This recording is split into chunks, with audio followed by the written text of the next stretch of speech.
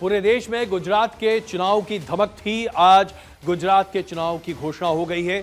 अब गुजरात में मतदान 1 और 5 दिसंबर को होने जा रहा है और 8 तारीख को मतगणना होगी। इसके साथ ही 8 तारीख को हिमाचल प्रदेश और गुजरात दोनों की किस्मत का फैसला हो जाएगा। बड़ी खबर हम आपके सामने प्रस्तुत करेंगे, लेकिन उससे पहले आपको कुछ तस्वीरें दिखाना चाहते हैं हिमाचल प्रदेश के सोलन की। आम आदमी पार्टी के संयोजक और सबसे बड़े नेता अरविंद केजरीवाल यहां पर पहुंचे थे जनता को संबोधित करने के लिए। हिमाचल प्रदेश विधानसभा चुनाव के दौरान यहां पर रैली हो रही थी, जबरदस्त हंगामा हुआ। रोड शो कर रहे दिल्ली के मुख्यमंत्री अरविंद केजरीवाल के सामने मुर्दाबाद मुर्दाबाद मुर्दाबाद के नारे लगे और इस पर आम आदमी पार्टी के कार्यकर्ता जबरदस्त तरीके से सामने लोगों से भिड़ गए।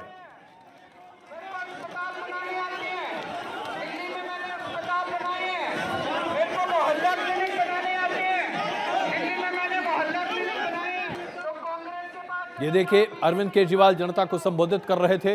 उनके सामने अरविंद केजरीवाल के मुर्दाबाद के नारे लगे और आम आदमी पार्टी के कार्यकर्ताओं ने नारे लगाने वालों को पीटना शुरू कर दिया।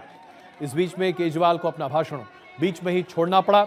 ये तस्वीरें बता रही हैं कि हिमाचल प्रदेश में आम आदमी पार्टी को लेकर किस तरह का मनभेद और मनोभाव जनता के बीच में है। ये तस्वीरें अपने आप में बहुत कुछ बयां कर रही हैं।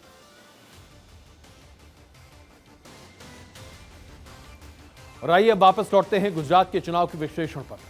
हमने आपको बताया तारीखों का ऐलान हो चुका है। 1 और 5 दिसंबर को मतदान होगा और 8 दिसंबर को मतगणना, यानी कि 8 दिसंबर को तय हो जाएगा गुजरात का सरदार कौन होने जा रहा है। इसलिए गुजरात में अब सभी राजनीतिक दल अपने चुनावी तैयारियों को आखिरी अंजाम देते हुए दिखाई दे रहे हैं। लेकिन इस बार के गुजरात के चुनाव में एक बहुत बड़ी और नई चीज देखने को मिल रही है। गुजरात के चुनाव में आमतौर पर मुफ्त ये घोषणा नहीं होती, लेकिन ऐसा लगता है जैसे कि आम आदमी पार्टी के देखा हिसकी सभी राजनीतिक दल इसी रास्ते पर निकल गए। चाहे आप कांग्रेस की बात करें, भारतीय जनता पार्टी की बात करें या फिर आम आदमी पार्टी जिसने इसकी शुरुआत की, ये तीनों राजनीतिक दल वोटरों को लुभाने के लिए सब कुछ मुफ्त में देने को तैयार है। बड़ी बात तो यह है कि चुनाव आयोग ने आज जब अपनी प्रेस कॉन्फ्रेंस की, उस प्रेस कॉन्फ्रेंस में साफ तौर पर यह कहा गया कि ऐसा करना उचित नहीं होता। लेकिन इस प्रेस कॉन्फ्रेंस के ठीक पहले कांग्रेस के नवनिर्वाचित अध्यक्ष मल्लिकार्जुन खड़गे ने एक ट्वीट किया। यह ट्वीट पढ़कर आपको बता रहा हूं, यह जानना आपके लिए आवश्यक है। खड़गे साहब ने अपने ट्वीट में घोषित किया कि कांग्रेस अपनी चुनावी पिटारे में क्या क्या मुफ्त वायदे जनता के लिए लेकर आ रही है। शुरुआत 500 रुपए में एलपीजी का सिलेंडर कांग्रेस मुहैया कराएगी अगर चुनी गई तो। 300 यूनिट बिजली की फ्री मिलेगी नागरिकों को गुजरात के अगर कांग्रेस चुनी गई तो। 10 लाख तक का मुफ्त इलाज किया जाएगा कांग्रेस चुनी गई तब। 3 लाख तक रुपए का किसानों का जो कर्ज है उसे कांग्रेस की सरकार माफ कर देगी अगर सरकार बन गई तो। सरकारी नौकरियों में कॉन्ट्रैक्ट का सिस्टम खत्म कर दिया जाएगा। जो भी बहाली होगी वो सरकार के पेरोल पर होगी। इसके साथ साथ 3000 रुपए बेरोजगारी भत्ता के तौर पर कांग्रेस की सरकार देगी अगर उसने गुजरात में अपनी सरकार बना ली। इसके साथ साथ कोऑपरेटिव सोसाइटीज दूध पर 5 रुपए प्रति लीटर की सब्सिडी देंगी और 3000 सरकारी इंग्लिश मीडियम स्कूल्स भी खोले जाएंगे। कोरोना में जिन लोगों की मृत्यु हुई थी, ऐसे लोगों के परिवारों को 3 लाख रुपए और 4 लाख रुपए परिवारों को मुआवजे के तौर पर दिया जाएगा। इसके बाद भी कुछ फ्री देना बचता है क्या? यह कांग्रेस की घोषणा है जो कि चुनाव के ठीक पहले कांग्रेस के अध्यक्ष मल्लिकार्जुन खड़गे ने ट्वीट के जरिए गुजरात की जनता के सामने रखा। ऐसा नहीं है कि फ्री वायदे का खेल केवल कांग्रेस कर रही है। आम आदमी पार्टी ने दरअसल इसकी शुरुआत की थी और अब राजनीति में यह फ्री मॉडल इतना जबरदस्त चल रहा है कि इसे अब केजरीवाल मॉडल कहना ही पड़ेगा। यह बात अलग है कि फ्री मॉडल की शुरुआत आज से नहीं, 1967 से हुई थी, जब सबसे पहली बार तमिलनाडु के चुनाव में 2 रुपए किलो चावल और 1 रुपए किलो दाल की घोषणा की गई। ना आता है, रोजगार का इंतजाम किया है, दिल्ली में भी पंजाब में भी। गुजरात के एक एक बच्चे के लिए रोजगार का इंतजाम करेंगे और जब तक रोजगार नहीं मिलता हर महीने 3-3 हजार रुपए बेरोजगारी भत्ता दिया जाएगा। तो अगर आपके घर में 2 बेरोजगार हैं, 6,000 रुपए आपके बेरोजगारी भत्ते के हो गए। तो हिसाब लगाओ, 3,000 रुपए हो गए बिजली के, 10,000 रुपए हो गए बच्चों की शिक्षा के, 5,000 रुपए हो गए दवाइयों के, टेस्ट के, 3,000 रुपए हो गए महिलाओं के, और 6,000 रुपए बेरोजगारी भत्ता। 27,000 रुपए हर महीने हर परिवार को बचत हुआ करेगी। अब जरा आप खुद ही देख लीजिए, हम कहें क्या। अरविंद केजरीवाल जी ने खुद ही अपने मुंह से कह दिया, गुजरात के हर परिवार को प्रति माह 27,000 रुपए दिए जाएंगे अगर अरविंद केजरीवाल जी की अगुवाई की सरकार गुजरात में बचाती है। उन्होंने कहा कि ये पैसे बचेंगे। बचना कैसे साहब? ये पैसे तो सरकार को देना है। जाहिर सी बात है, ये पैसा कहां से आएगा, किस तरीके से सरकार देगी, कैसे देगी, देने का अधिकार क्या है, इसके बारे में केजरीवाल जी ने कुछ नहीं कहा, लेकिन घोषणा कर दी कि प्रतिमाह 27,000 रुपए गुजरात के हर परिवार को मिलेगा अगर गुजरात का वो परिवार तय करता है कि उसे आम आदमी पार्टी के उम्मीदवार को जिताना है। अब देखिए, अभी तक कांग्रेस की फ्रीबीज की बात हम कर रहे थे, आम आदमी पार्टी की फ्रीबीज आपके सामने है। अब बात करते हैं भारतीय जनता पार्टी की। भारतीय जनता पार्टी की सरकार गुजरात में बीते 2 दशक से भी ज्यादा से है, 27 साल से है। इस बार भी गुजरात में सत्ता बदलेगी, ऐसा कम से कम अभी तक सतही तौर पर तो नहीं दिखाई देता। हालांकि जनता यह तय करेगी 8 दिसंबर को कि सरकार किसकी बनेगी, लेकिन गुजरात में अभी तक बीजेपी के विकल्प के तौर पर कोई दिखाई दे, ऐसा बड़े पैमाने पर दिखाई नहीं देता। इसके बावजूद भारतीय जनता पार्टी, जो कि केंद्र की राजनीति में फ्री के राजनीतिक मॉडल का खंडन करती है, उसने भी पिछले दरवाजे से फ्री देना शुरू कर दिया है। जैसे कि किश्तों वाली राजनीति अब भारतीय जनता पार्टी गुजरात में करने जा रही है। जानकार मान रहे हैं कि भारतीय जनता पार्टी सभी वायदे करेगी, लेकिन इन वायदों से लाभार्थियों को जो पैसा मिलेगा वो पैसा बिना ब्याज के होगा। और इससे कितना फायदा होगा अब आपको समझा देते हैं। भारतीय जनता पार्टी ये कह रही है कि लड़कियों को साइकिल मिलेगी। जाहिर सी बात है, लड़कियों को सशक्त करने के लिए साइकिल देना हर सरकार की प्राथमिकता है, होनी चाहिए। लेकिन इससे देखिए फायदा पहुंच रहा है ना। साइकिल की कीमत होगी, आज के बाजार में कम से कम 3,000 रुपए की एक साइकिल आती है साहब, तो हर लड़की को 3,000 रुपए भारतीय जनता पार्टी दे देगी। 24 से 48 किश्तों में आप इसको वापस कर सकते हैं।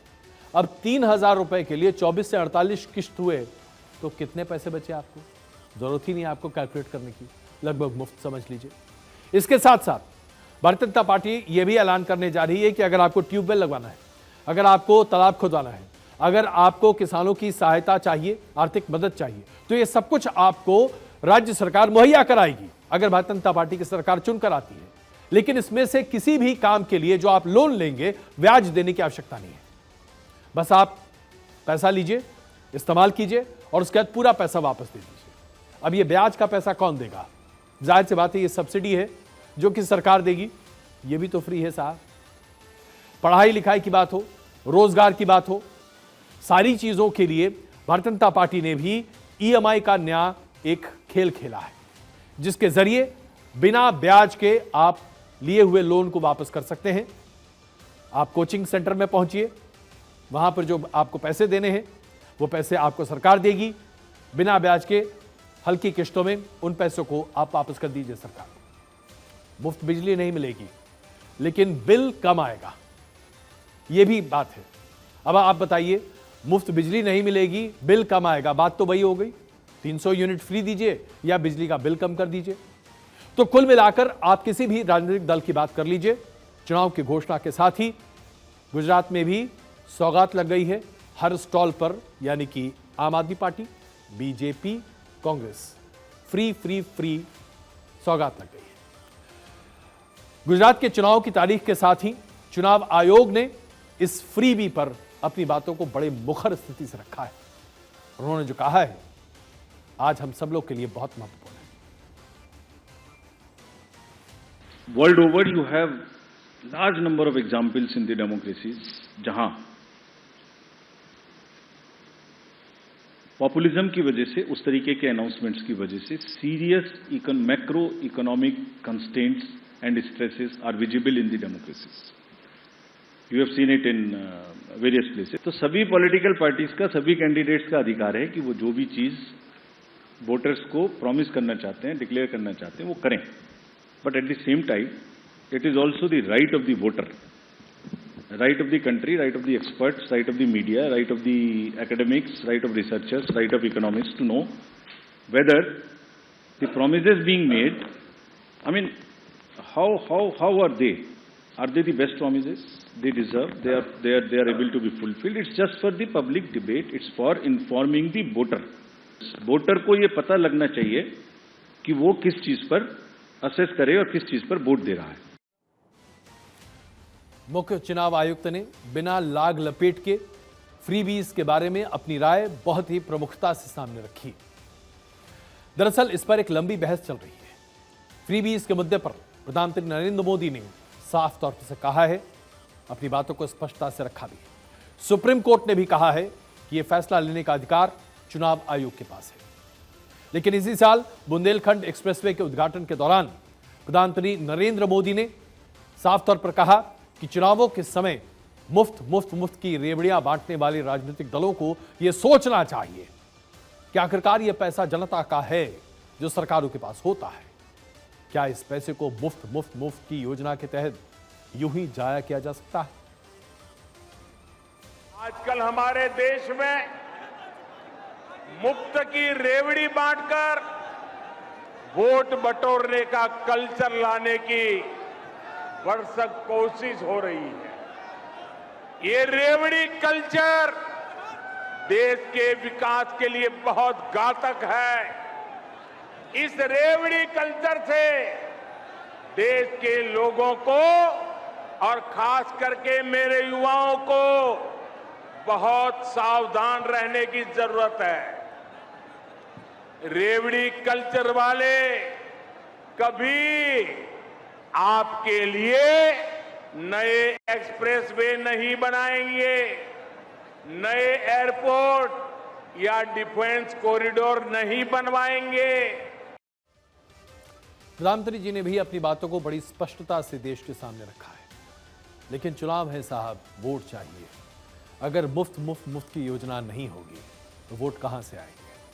1967 से देखते आ रहे हैं, यह बदलाव इतना आसान नहीं है।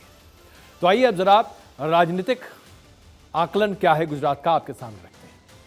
4 चुनाव यानी कि 2002 से लेकर 2017 तक चुनाव में कांग्रेस और भारतीय जनता पार्टी के बीच टक्कर हमेशा सीधी रही, जिसमें सीटों के अनुसार भारतीय जनता पार्टी का सबसे खराब प्रदर्शन 2017 में देखने को मिला था और कांग्रेस का सबसे अच्छा प्रदर्शन 2017 के विधानसभा चुनाव में था। लेकिन इसके बाद भी भारतीय जनता पार्टी के वोट बैंक में अभी तक किसी ने सेंध नहीं लगाई है। जैसे आप देखिए, 2002 में भारतीय जनता पार्टी को 127 सीटें हासिल हुई और उसका वोट प्रतिशत 49.85 यानी तकरीबन 50%। 2002 में कांग्रेस को 51 सीटें मिली, वोट परसेंटेज करीबन 40% के आसपास। 2007 में भारतीय जनता पार्टी को 117 सीटों पर जीत मिली, वोट परसेंटेज 49.12 यानी कि 50%। कांग्रेस को 59 सीटों पर सफलता मिली, 38% वोट शेयर रहा। 2012 में भारतीय जनता पार्टी को 115 सीटों पर सफलता हासिल हुई, वोट शेयर इस साल गिरा 47.85%, लेकिन फिर भी 50 के आसपास। कांग्रेस का वोट शेयर उतना ही रहा 38.393 और सीटें रहीं और भी कम। 2017 जो कि पिछला विधानसभा का चुनाव था, उसमें भारतीय जनता पार्टी के पास 99 सीटें आईं, लेकिन वोट शेयर देखिए, भारतीय जनता पार्टी का वोट शेयर 49.05 यानी कि 50% के आसपास रहा। कांग्रेस को 77 सीटें मिली और कांग्रेस का सबसे बेहतर वोट शेयर बीते 2.5 दशक में 41.44 यानी कि कांग्रेस अभी तक का बेस्ट परफॉर्मेंस 2017 में कर पाई है। लेकिन अभी तक जो भारतीय जनता पार्टी का प्रदर्शन रहा है, उसके आधार पर आप देखें तो 50% के आसपास भारतीय जनता पार्टी का वोट शेयर रहता है और यह बताता है कि इस राज्य में भारतीय जनता पार्टी का बहुताय अपने आप में बहुत है। विश्लेषण तो यह भी होगा कि नफा और नुकसान में कौन है, कौन मजबूत है, कौन कमजोर है।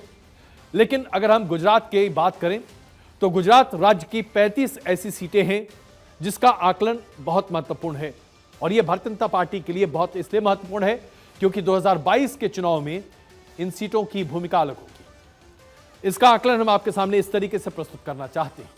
ये 35 वो सीटें हैं जिसमें 2017 के विधानसभा चुनाव में जीत का अंतर 1000 से 5000 वोट के बीच का रहा है। These were the decision making seats. 1000 के वोट से हार जीत तय होने वाली 7 सीटें थी, जिनमें से 3 पर भारतीय जनता पार्टी जीती थी और 4 पर कांग्रेस। 2000 या उससे कम के अंतर पर हार जीत का तय करने वाली 9 सीटें थी। इनमें से 5 सीटों पर भारतीय जनता पार्टी ने सफलता पाई, 4 पर कांग्रेस। 3000 वोट या उससे कम के अंतर से जो सीटें तय हुई उनकी संख्या 11 है। भारतीय जनता पार्टी ने इसमें 8 पर सफलता हासिल की, लेकिन 3 सीट पर कांग्रेस यहां पर थी।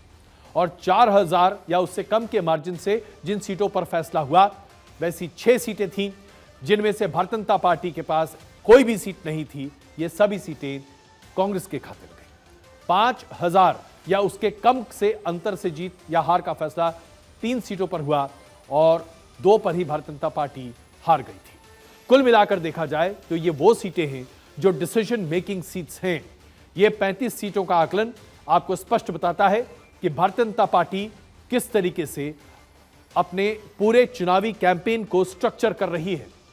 ये वो इलाके हैं जहां भारतीय जनता पार्टी ने काफी जोर दिया है। ये वो इलाके हैं जो आदिवासी प्रबल इलाके हैं, चाहे आप बनासकाठा की बात करें या सबरकाठा की बात करें या उसके आसपास के इलाके की बात करें। इन सीटों पर भारतीय जनता पार्टी ने खास जोर दिया है। अगर इन सीटों पर इस बार भारतीय जनता पार्टी को सफलता मिलेगी तो 130 का सपना जो भारतीय जनता पार्टी के नेताओं ने देखा है वो साकार हो सकता है।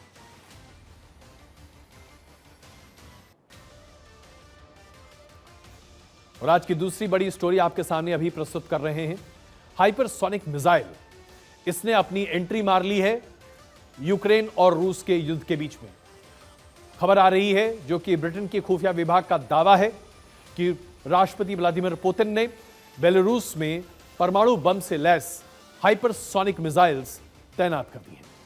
ऐसा दावा किया जा रहा है कि रूस ने यहां पर किजल हाइपरसोनिक मिसाइल्स पहली बार तैनात किया है और अभी तक दुनिया में किसी भी देश ने परमाणु हथियारों से लैस हाइपरसोनिक मिसाइल्स तैनात नहीं किए।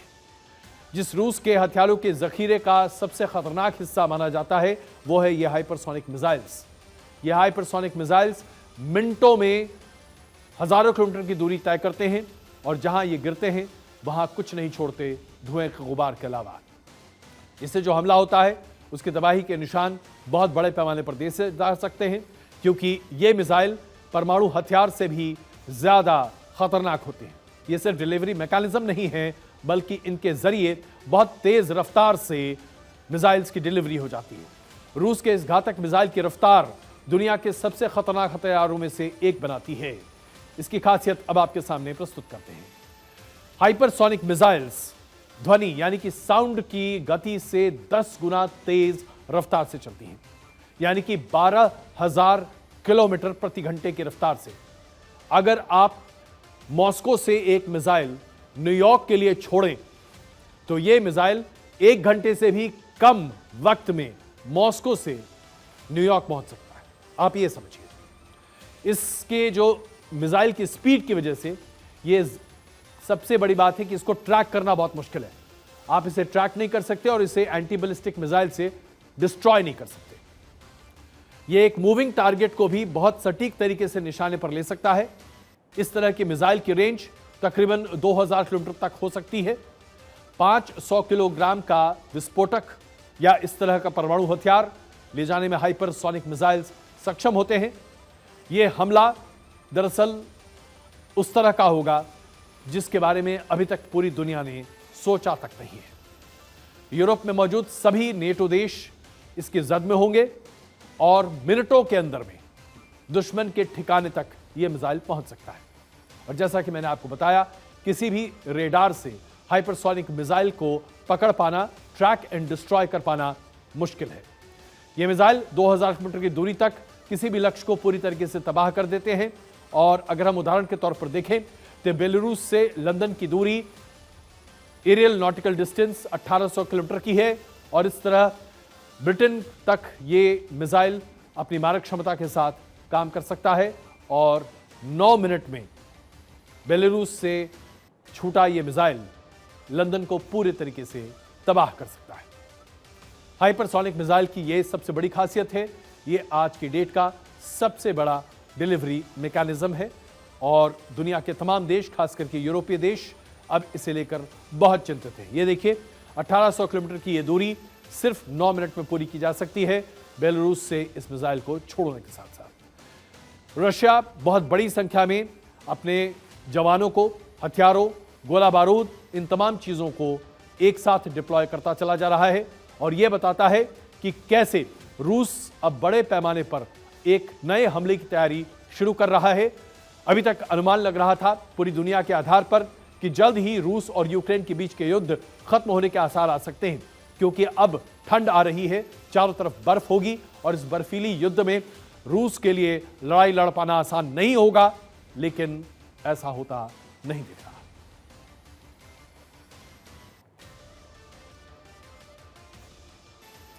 हमने इस कार्यक्रम के लिए आपसे एक सवाल पूछा था। हमने ये पूछा था, क्या मुफ्त के वायदे गुजरात चुनाव में बनेंगे जीत की गारंटी? 56% हमारे दर्शकों का मानना है कि मुफ्त मुफ्त मुफ्त जीत की गारंटी बनेंगे, जबकि 44% हमारे दर्शक मानते हैं कि ऐसा नहीं होगा। आपने अपना जो जवाब भेजा उसके आधार पर हम ये कह सकते हैं कि अभी भी उम्मीद के किरण काफी बाकी है स्वच्छ राजनीति के। नेशनल एनालाइजर में आज के लिए बस इतना ही। लगातार देखते रहिए भारत 24।